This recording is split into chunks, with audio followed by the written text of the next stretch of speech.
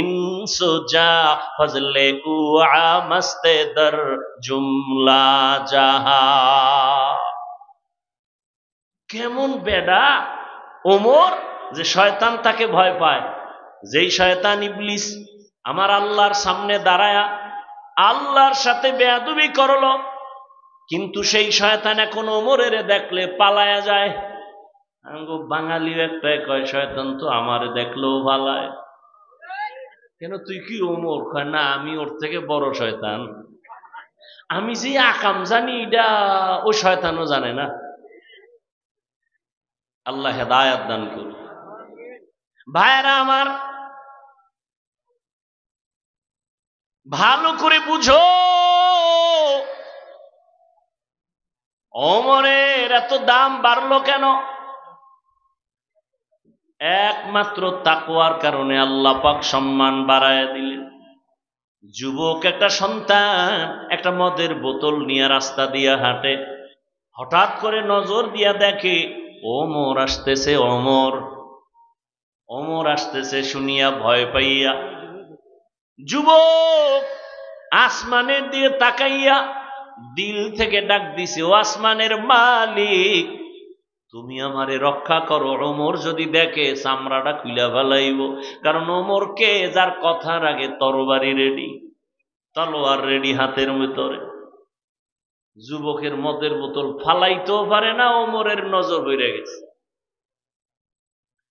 ওমর যত আসতেছে যুবকের ভয় তত বাড়তেছে। সামনে যখন এসে ওমর দাঁড়ায় গেল, ডাক দিয়া বলে মদের বোতল দাও। যুবক ভয়ে কাঁপতেছে। ওমর বলে কাঁপিস না, দাও বোতল দাও। মদের বোতলটা ওমরের হাতের মধ্যে নিয়া ওমরে ফারুক রাদিয়াল্লাহু তাআলা আনহু বোতলের দিকে নজর করে দেখে এক ফোঁটা মদ বোতলের মধ্যে নাই। পুরা বোতলটা সাদা দুধে ভরপুর হয়ে গেছে। हर के दारत खौफे हकदार दिल मदाम जन्नतुल मावा देहद उरा माकाम। আল্লাহর ভয় অন্তরে যতক্ষণ আসবে না ততক্ষণ মানুষ গুনাহ ছাড়বে না। আর আল্লাহর কসম, আল্লাহর কসম, আল্লাহর কসম, তাকওয়া ততদিন পর্যন্ত এই জাতির কলবে আসবে না যতক্ষণ পর্যন্ত মানুষগুলো আল্লাহওয়ালার সোহবতে যাবে না। তাকওয়া অর্জন করার একমাত্র জায়গা কি? লিকুল্লি শাইইন মাদিনুন ওয়া মাদিনুত তাকওয়া কুলুবুল আরিফিন। প্রত্যেকটা ভালো জিনিস রাখার ভালো গোডাউন আছে। তাকওয়ার গোডাউন হলো, ফ্যাক্টরি হলো আল্লাহর প্রিয় বান্দাদের কলবের মধ্যে আল্লাহ তাকওয়া দান করেন। আল্লাহওয়ালাদের নজরের মধ্যে পাওয়ার যদি সম্পর্ক থাকে, আল্লাহওয়ালা যদি নেক নজর লাগায় দেয়, অন্তরের মধ্যে ভয় চলে আসে। আল্লাহর ভয় যখন আসে তখন বান্দা বেশি বয়ান লাগে না। তখন এখন বয়ান দিয়াও টুপিওয়ালা বানানো যায় না। যদি একবার তাকওয়া অন্তরে এসে যায়, ওই বান্দার টুপি ছাড়বে না, দাড়ি ছাড়বে না, নামাজ ছাড়বে না, বেপরদায় চলবে না। এত বয়ানের পরেও কেন আপনার টুপি নাই, নামাজ নাই, দাড়ি নাই? এর একমাত্র কারণ আমাদের আপনাদের তাকওয়ার বড় অভাব, আল্লাহর ভয় অন্তরে নাই। যদি আমি আপনাদের যদি প্রশ্ন করি, আপনারা কারা কারা আল্লাহকে ভয় করেন, এই প্রশ্ন করলে সবাই হাত উঁচু করে বলবে হুজুরদের থেকেও বেশি ভয় করি, নামাজ না পড়লেও ভয় করি, সুদ খাইয়াও কয় আমি আল্লাহকে ভয় করি, আমরা নামাজ পড়িয়াও বলি আল্লাহকে ভয় করি, রোজা রাখিয়াও বলি আল্লাহকে ভয় করি, পর্দা করিয়াও বলি আল্লাহকে ভয় করি। আপনি দাড়ি কেটে বলেন আল্লাহকে ভয় করি, নামাজ বাদ দিয়া বলেন আল্লাহকে ভয় করি। আপনার ভয় আর আমাদের ভয় কি সমান? মূলত আপনি আল্লাহকে ভয় করেন না, আপনার মধ্যে আল্লাহর ভয় নাই। কেন? বুঝাইলাম কিভাবে। বলে একটা সন্তান মা বাবাকে ভয় করে, প্রমাণ কি? মা বাবার সামনে সন্তান অন্যায় করে না। কেন? বলে মাইরের ভয়, শাস্তির ভয়, আযাবের ভয়। একটা ছাত্র উস্তাদকে ভয় করে, ওস্তাদের আযাবের ভয়ে, শাস্তির ভয়ে ছাত্র অন্যায় করে না। ঠিক এই জমিনের মধ্যে আল্লাহর মুহাব্বত নিয়ে যদি বান্দা আল্লাহর আযাবের ভয় করে, যদি আসলে আমার আল্লাহকে ভয় পায়, ওই বান্দা গলায় ছুরি লাগাবে, দাড়ির মধ্যে অস্ত্র লাগাবে না। তো কুজাও সুন্নতে আহমদ কুজাবা মোহাম্মদ কৈবুদ নিসবতরা মান আহাব্বা সুন্নতি কৌলে রসুল মজদায়ে কানা মাই হাম কুন কবু। মুসলমানরা এত নির্যাতিত, ফিলিস্তিনের ভেতরে মুসলমানের কান্নার আওয়াজ, ভারতের ভেতরে হিন্দুস্তানে মসজিদ ভেঙ্গে ফেলে মুসলমানের উপরে অত্যাচার, আমগো কোনো দোষ নাই? কথা বলেন না কেন? আল্লাহ পাকের নিজাম, আল্লাহর আইন, আল্লাহর বালা বান্দা যদি আল্লাহর গোলামি বাদ দিয়া মানুষ নফসের গোলাম হয়ে যায়, তখন আমার আল্লাহ বেঈমানের হাতে পাওয়ার দিয়া কয় মুসলমানের পিটাইতে থাকো। এই যে এত মানুষ আপনারা আসছেন, সবাই আল্লাহকে ভয় করেন, নামাজের খবর নাই, রোজার খবর নাই, লোন না উঠাইয়া ব্যবসা চলে না, হারাম টাকা ছাড়া, সুদ ছাড়া আপনার চাকরি হয় না, আল্লাহর কাছে আপনি আজীবন মোনাজাত দিলেও তো কবুল হবে না, তো লাভ কি? এরপরে আরো দেখেন, সারাটা রাত ঘরের মধ্যে রুমে রুমে মোবাইল হাতে নিয়ে জেনা জেনা জেনা, চোখের জেনা, কানের জেনা, জবানের জেনা, রুমে রুমে। ছেলে ঘুমায় এক রুমে মোবাইল নিয়ে জেনা, মেয়ে ঘুমায় এক রুমে মোবাইল নিয়ে জেনা, মা বাবা এক রুমে মোবাইল নিয়ে জেনা। মোবাইলটা ওপেন করে শুধু নাচ গান দেখে, বেপরদার নজর, চোখের জেনা, হাতের জেনা, জবানের জেনা, অন্তরের জেনা। এই জেনা যেই পরিমাণ ঘরে ঘরে চলে, আজকে যুবক তোমার চেহারার দিয়ে তাকাইলে লাগবে বড় মায়া, অথচ তোমার চেহারার মধ্যে কোনো আকর্ষণ নাই, চেহারার মধ্যে কোনো নূর নাই। মোবাইল দেখতে দেখতে আমার আল্লাহ বেজার হয়ে চেহারার নূর নিয়ে গেছে। যেই আকাম চলে, ঘুমের ভিতরে ঠাডা ভরা দরকার ছিল, আল্লাহ মুহাম্মদের উম্মত হওয়ার কারণে হেফাজত করতেছেন। আজকে তোমার আমার গুণ, এই বলেন তো, আপনাদের ঘরের ছোট বাচ্চা আছে না, শিশু বাচ্চা, এই বাচ্চা অসুস্থ হয়নি, ওর গুনাহ আছে? তাহলে ওর পা ভাঙ্গে কেন? ওর কিডনি নষ্ট হয় কেন? একমাত্র মা বাবার অপরাধের কারণে, গুনাহের কারণে। আমার অন্যায় গুনার কারণে আমার সন্তান কষ্ট পায়, আপনার আমার গুনার কারণে আমার ঘরের মধ্যে ঝামেলা, আমার সমাজে ঝামেলা, দোকানে ঝামেলা, আপনার আমার গুনার কারণে পুরা দেশের মধ্যেই ঝামেলা। এই জন্য মুসলমান নির্যাতিত। মনে করছেন মায়ের পেটে আছে, বাংলাদেশের ওরা গোনায় ধরে না, একটা টোকা মারলে সব শেষ হয়ে যাবে। কারণ ভারতের মধ্যে হাজার হাজার মাদ্রাসা, হাজারো হাজারো আলেম ছিল, ব্রিটিশ বেঈমানেরা আলেমকে জবাই করলো, ফাঁসিতে ঝুলায় গাছে লাশ টানায় রাখলো, মাদ্রাসা বন্ধ করে দিল, ইসলাম সব ধ্বংস করে দিল। স্পেনের জমিন 800 বছর পর্যন্ত মুসলমান শাসন করেছে, এক টানা 800 বছর। তারেক বিন জিয়াদের মাধ্যমে মুসলমান হস্তগত করলো ক্ষমতা। 800 বছর পরে এমন এক স্পেন জমিন যেখানে তাফসির লেখা হলো 30 খণ্ড তাফসির কুরতুবী, কিন্তু আজকে স্পেনের খবর নাও, সেই স্পেনের জমিনে আজানের আওয়াজ নাই। ও আল্লাহর বান্দারা, মুসলমানকে ধরে ধরে ধরে ধরে স্টিমারে ভরিয়া জাহাজে উঠাইয়া বলে, তোমরা ভূমধ্য সাগর পেরিয়ে মরক্কো চলে যাও, না হয় জবাই করা হবে, মেরে ফেলা হবে। মুসলমানকে যখন উঠাইয়া দিল জাহাজে, সমুদ্রের মাঝখানে আগুন লাগায় দিল। আগুন লাগায় দেওয়ার পরে মুসলমান সব পুড়িয়া গেল, ছাই হয়ে গেল। ওই দিনটা ছিল এপ্রিল মাসের 1 তারিখ। সারা দুনিয়ার বেঈমানেরা এপ্রিল ফুল পালন করে, এটা ওদের আনন্দের দিন, আর মুসলমানের দুঃখের দিন, কান্নার দিন। কিন্তু মুসলমান না বুঝিয়াও এপ্রিল ফুলে লাফায় আর আনন্দ করে, ঠিক নেই? আমি হাফিজুর রহমান এই বয়ানটা কইরে গেলাম। আপনাদের সিলেটের জমিনের কোনো খতিব সাহেব যদি জুমার সময় এই বয়ান করে, কমিটি বলবে 1 মাসের জন্য বাড়িতে রেস্টে যায় থাকেন, ঘুরে টুরে আইয়েন। ঠিক নেই? কেন? শিয়ালের হাতে মুরগি, ঠিক না? আল্লাহ হেদায়াত দান করবে। এরে নবীরা আশেক, এখনো সময় আছে, তওবা করো। আল্লাহ বারবার তওবার কথা বলে ডাক দিছেন। আল্লাহ বলেন, ইয়া আইয়ুহাল্লাযীনা আমানুত্তাকুল্লাহা হাক্কা তুকাতিহ, ও দুনিয়ার মুমিন তোমরা আল্লাহকে ভয় করো, ভয় করার মতো হক আদায় করে। সাহাবায়ে কেরাম পেরেশান হয়ে গেলেন, আল্লাহর হক আদায় করে আল্লাহকে ভয় করা সম্ভব হবে না। নবীও চিন্তায় পড়ে গেলেন। আল্লাহ আয়াত নিয়ে জিব্রাইল আমিনকে পাঠায় দিলেন, ও জিব্রাইল যাও, নবীকে সান্ত্বনার বাণী শুনায় দাও, ইত্তাকিল্লাহা মাস্তাতাতুম। ও নবী বলে দেন, আমাকে হক আদায় করে ভয় করা লাগবে না, বান্দা তার সাধ্যমতো আমাকে ভয় করবে। সবাই আশ্বস্ত হলেন, আল্লাহকে সাধ্যমতো ভয় করা সম্ভব। ভয়ের ব্যাখ্যা হলো, ইচ্ছা করে গুনাহ করা যাবে না, ভুলে গুনাহ হয়ে গেলে তওবা করতেও দেরি করা যাবে না। এই হলো আল্লাহর ভয়।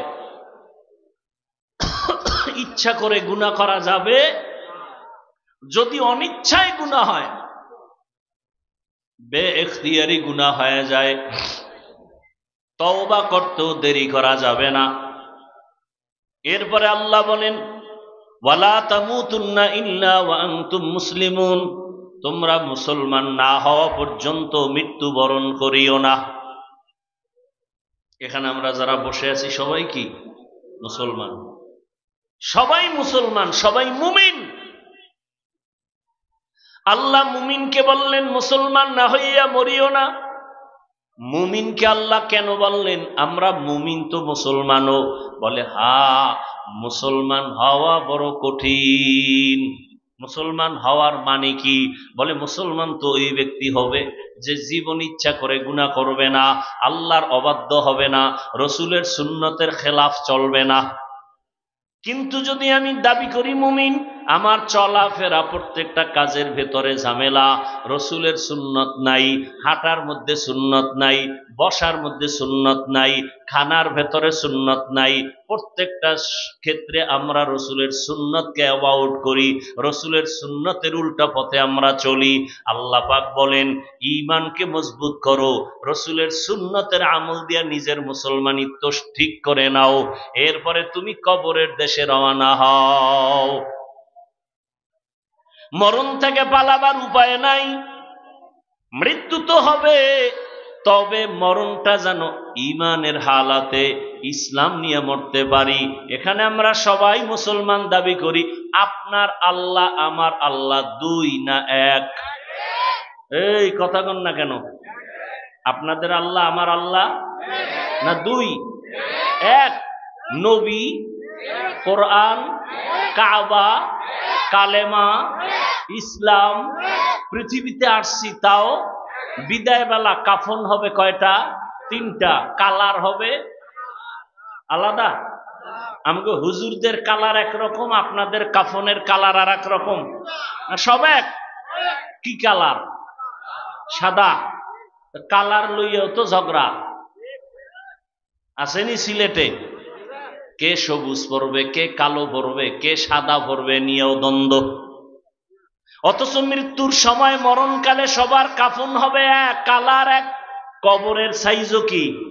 সিলেটের মানুষের কবর একটু বড়, হ্যাঁ, সব এক। কবরে রাখার পরে প্রশ্ন কয়টা? রবের পরিচয় দাও, ধর্মের পরিচয় দাও, রাহমাতুল লিল আলামিনের পরিচয় দাও। সবার বেলায় প্রশ্ন এক, আমাকেও যা আপনাকেও তা। তাহলে আপনার আমার আল্লাহ এক, নবী এক, কোরআন এক, কাবা এক, ধর্ম এক, কালেমা এক, দুনিয়াতে আসছি এক, কাফনের কালার এক, কবরের সাইজও এক, কবরের প্রশ্ন এক। অথচ আপনাকে আমার বয়ান করতে হবে কেন? আপনাকে বুঝাইতে হবে কেন? আপনার পেছনে এত মেহনত করতে হবে কেন? আজকে তো বয়ান করব পঞ্চগড়ে, কাদিয়ানীরা টাকা দিয়া মুসলমানের ভিন্ন দিকে নেয়। চট্টগ্রামের পাহাড়িয়া জঙ্গলে বয়ান করব, খ্রিস্টান মিশনারিরা মুসলমানের ইমান কিনিয়া নিতেছে। ও আল্লাহর বান্দারা, ওখানে যাওয়ার টাইম কই?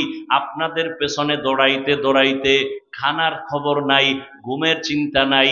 এত মেহনত শুধু আমি একা করি?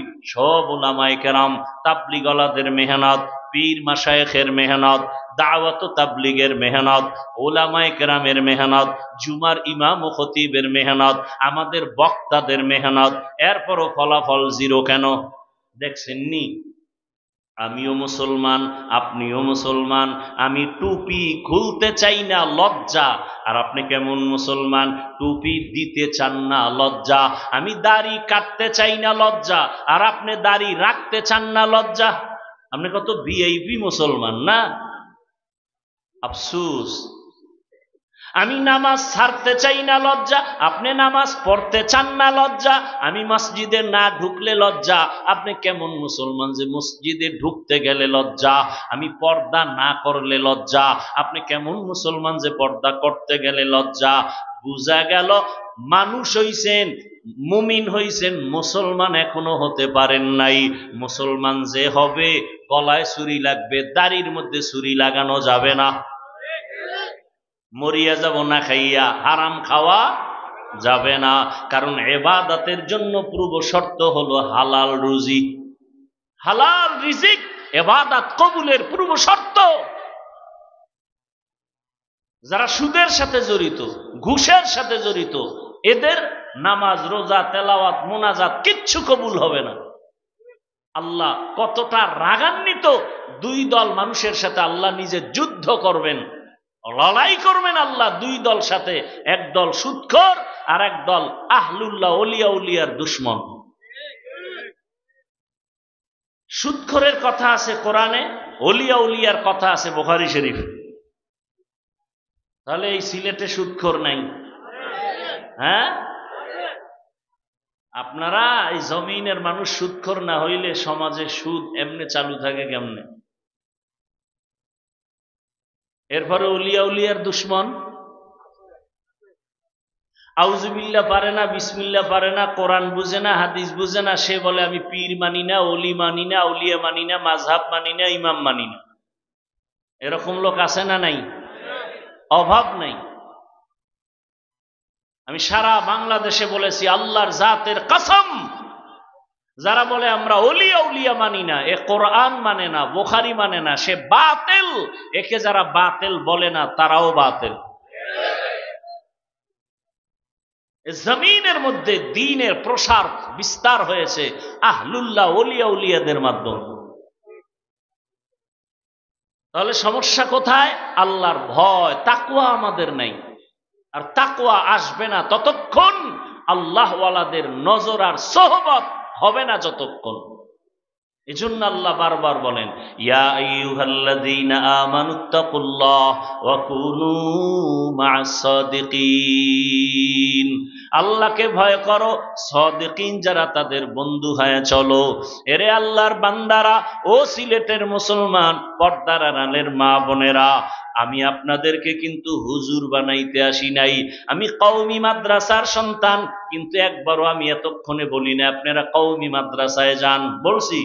বলি নাই। আমি পাঁচকল্লিওয়ালা মুসলমান, আপনাদের বলি না আপনি আমার মতো টুপি পরেন। আমি তাবলিগের লাইনের সন্তান, একবারও বলি না আপনারাও তাবলিগে যান। আমি একজন পীরের মুরিদ, কিন্তু আমি একবারও বলি না আপনারাও পীরের কাছে যান মুরিদ হওয়ার জন্য। তাহলে আমি কি বুঝাইতে চাই? এতক্ষণ আলোচনার দ্বারা মূল কথা বুঝাইতে চাই, বাবা স্কুলে পড়ো, কলেজে পড়ো, চাকরি করো, ব্যবসা করো, কোনো বাধা নাই। মোহাব্বত নিয়ে বলতেছি, বাবা তুমি ডাক্তার হও, ইঞ্জিনিয়ার হও, প্রফেসর হও, তুমি একজন সাংবাদিক হও, তবে আমার দাবি একটা, বেয়াদব হইও না। বেয়াদব হইও না কথার ব্যাখ্যা কি? তিন জায়গায় বেয়াদবি করবা না, করলে মরার আগে জীবনটা নষ্ট হয়ে যাবে। এক নম্বরে মা বাবার সাথে বেয়াদবি করবা না, দুই নম্বরে শিক্ষক ওস্তাদের সাথে অন্যায় বেয়াদবি করবা না, তিন নম্বরে উলামায়ে কেরাম মুরব্বীদের সাথে বেয়াদবি করবা না।